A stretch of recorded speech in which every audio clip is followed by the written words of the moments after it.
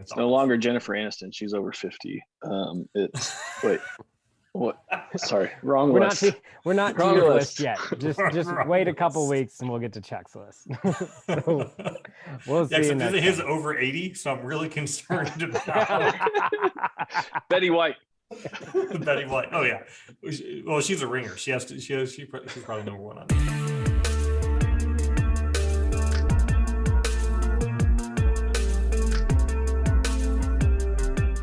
Welcome to Power of Bourbon. And I'm the last of the, we're doing top 5 in a price bracket. They gave me the toughest bracket because literally it's an infinite bracket. They just said 80 and above. So if I found a bottle of whiskey that was to be determined, maybe, Elon Musk is doing tequila. He hasn't done bourbon yet. Maybe that's next. Maybe he'll start taking Bitcoin, which like future considerations on Bitcoin, which could be, maybe it's a $50,000+ bottle. I don't know. Anyway, so 80 plus is what I'm tasked with. Top 5.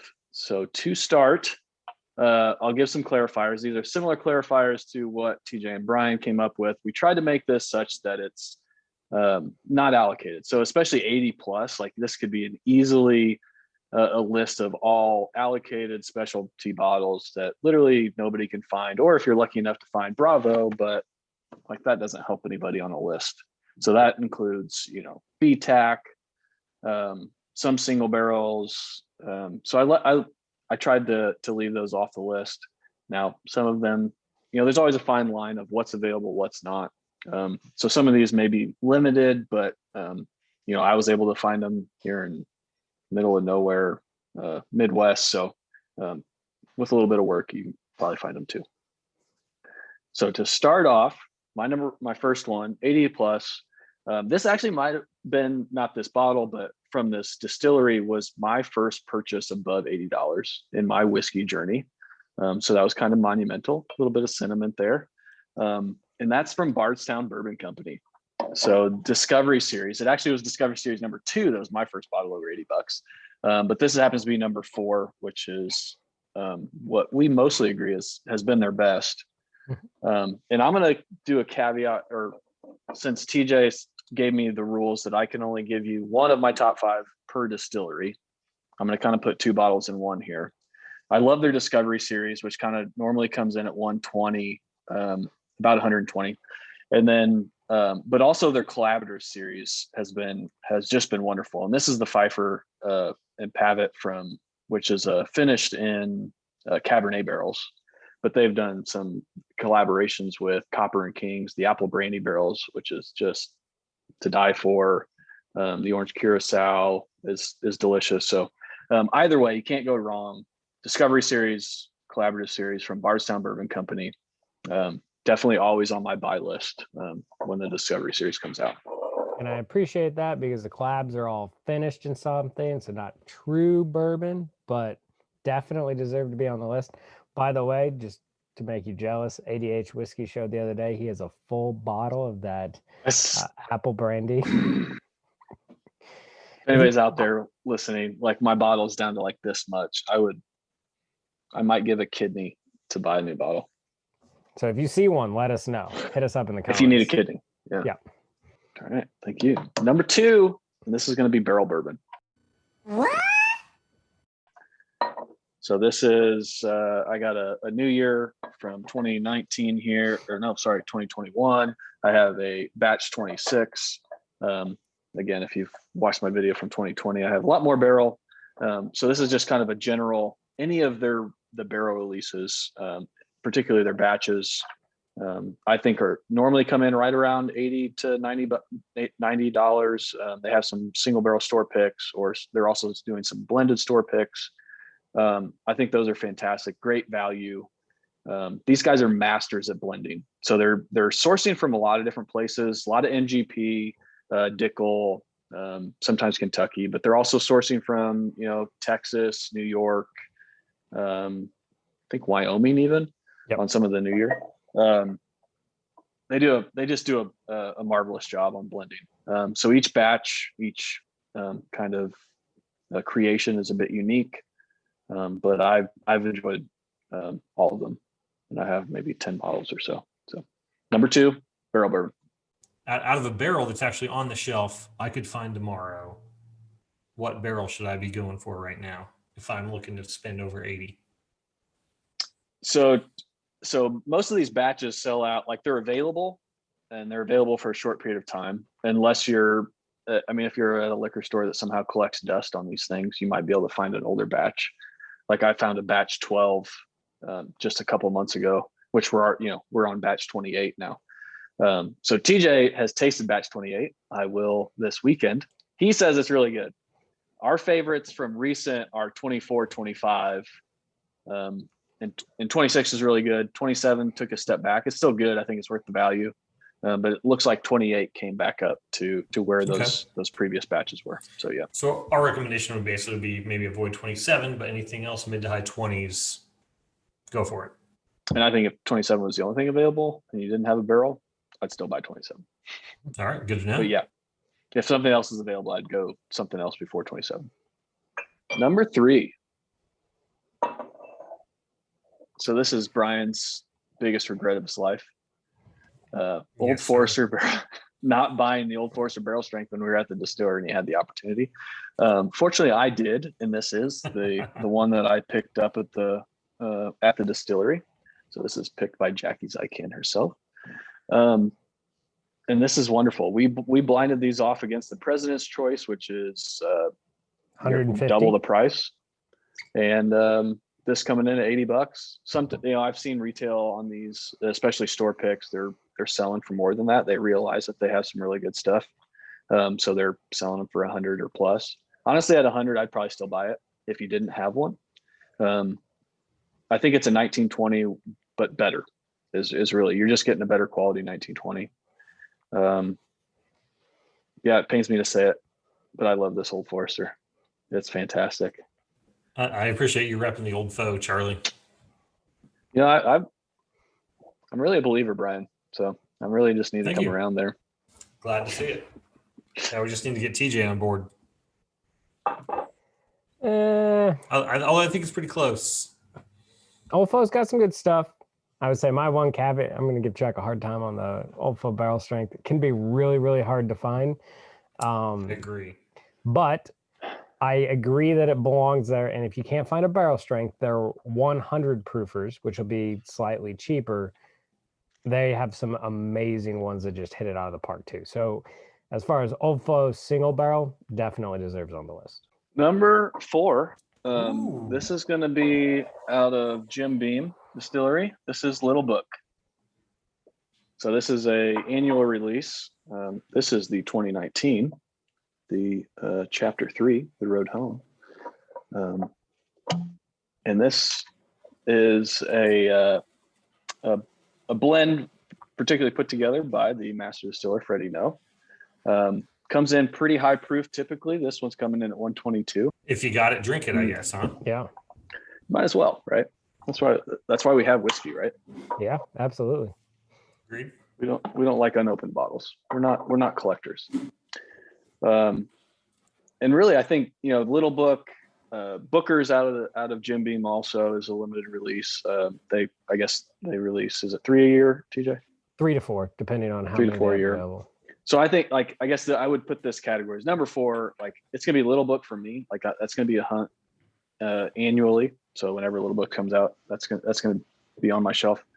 But Booker's is a little bit more available perhaps, and usually right about $80. Little Book's coming in above 100. Normally about 120, I think. So either Booker's or Little Book.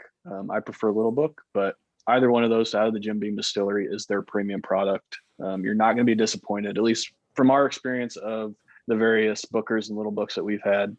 You're not going to be disappointed. So a great choice for above $80, and you get a sweet box. Yeah, with all the Bookers, that's part of the appeal. Yeah. The only thing I was going to be hard part is that it would be hard to find, but since you caveated with the Bookers, yeah, absolutely. Either if you can't find the Little Book, grab a Bookers. And it's another great one because there's so many, 4 different ones a year. They all taste very different. So you can, once again, you can blind them off with friends and family and everything like that. So it's pretty cool. Can I have a list above $80 without this?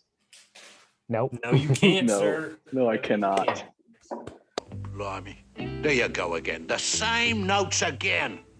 I've got it. This time I've really got it. It's Old Carter. I have two Old Carter. Well, currently in possession of 3 Old Carters, but one of those is technically Brian's. But Yes, at it what is. point, how many months, if I hold on to it, is it mine? 6. Ooh, that's getting close. Look I like at this. So if you haven't watched any of our we other can't- videos, like Old Carter, this is batch 6 of the bourbon. They have a whiskey, they have a rye. We haven't had any of the ryes yet. We've heard great things about them. I have a batch of last year's batch 1 of the whiskey, which is wonderful. Batch 6 of the bourbon here.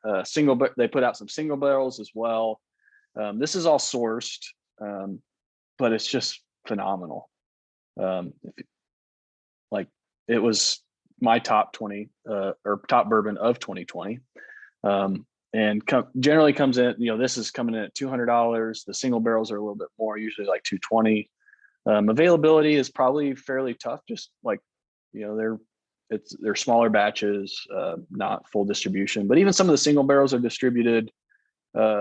California and West Coast, the makers of Old Carter have some connections back to wine country in Napa and California. So that's a little bit why there's probably some availability in the West Coast. But Well, they just announced 4 new states that they're going to start distributing to. I forget off the top of my head what all 4 are. One's Ohio, I think Indiana, and then they said the 5th one that they're working on, which is a terrible state to choose, is Illinois. Oh, ILL. look at that for Charlie. Yep. So they are working on distributing and getting a wider audience. So it should become more and more available. I will say that is the first bottle that I think Chuck or I ever decided to go over $200 on, and we were instantly a believer. It's just that good. Yeah, we are now like Old Carter representatives. We're like, you need this. We want this. If we could just get them as a sponsor, that would just And really Brian's make our like, day. Charlie will buy this. I won't spend the money, but Charlie will. Exactly. Yeah, TJ, I remember when we tasted it wasn't batch 6, I think it was batch 5. Yes. We were sitting at Justin's House of Bourbon in Louisville, and we tasted batch 5. We were like just mind blown, and we are like, well, we got to have it. And they didn't have any at that time of batch 5, but they were like, batch 6 is coming. So I was like, well, we're gonna get it. Yep. And we've been Old Carter fans ever since. So Oh, Yeah, it's definitely one of those, like, if you can't get it, find a friend that can. Yes. So Brian's there you philosophy. go. What do you think should have made the list? What do you think other people maybe are gonna be disappointed that didn't make the list, or overpriced bourbons above, in that 100+ range that you see on the shelf? Kentucky Owl kind of jumps out to me as one of those that it's higher priced. You see it a lot. Like I could buy that every day, but it's just doesn't. It doesn't to me fit in this category. Yeah. So I'm gonna put out fighting words. Chuck did not put it on the list, and I absolutely agree it should not be on the list, but the vast bourbon community will be angry that it's not on the list. And I think it's bad bourbon and rye. And Ooh. you can fight me all day long, but that is Mickers.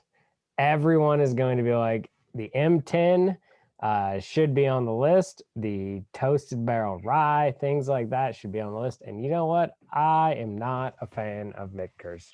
Like every time I try it, it's got a great nose, and after that, just disappointment. So, You're speaking like someone that got burned on Mickers recently. yeah, I did Is buy that true? an M10, and I was excited because I finally got one, opened it up, and it was just pure disappointment. Yeah, and TJ, we both have the Shanks and Bombers from last year, and we I think that's good bourbon. I just don't think it fits in this top 5. Correct. Four Roses barrel strength was really cool. Like that was just on the outside looking in for me. I was between that. I was about to mention. Yeah, I was between that and the Old Forester barrel strength. And actually, I tasted them side by side tonight. Of course, those are single barrels, so depending on which barrel and which night, the like if I ever see a Four Roses barrel strength, it's a buy, guaranteed. Mm-hmm. Even if he's got 3 of the same recipe. Even if I have 3 of the same recipe, I'll just give one to Brian. Yep, for Christmas. Yay! So now Brian's hoping you get 3 Old Faux barrel strengths. and that's how I get my $80 plus stuff, is just when Charlie's feeling generous. Yeah. Oh, or when you jump into ice cold pools. Yeah, exactly. Which, if you missed the polar bear plunge, link it, TJ. You're welcome. All right. So once again, thanks for watching. Please hit the like, hit the subscribe button, leave us some comments below. What's an 80 plus bourbon that we should have put in the list? Because honestly, Chuck buys a couple 80 plus bourbons, but there's, again, just so many out there. We don't always hit all of that price range. So if there's something that you really want to recommend, I mean, Sam Houston didn't make the list. Calumet Farms didn't make the list. There are some other good ones out there. Let us know, and we'll see you next time. Stay neat. Our bourbon.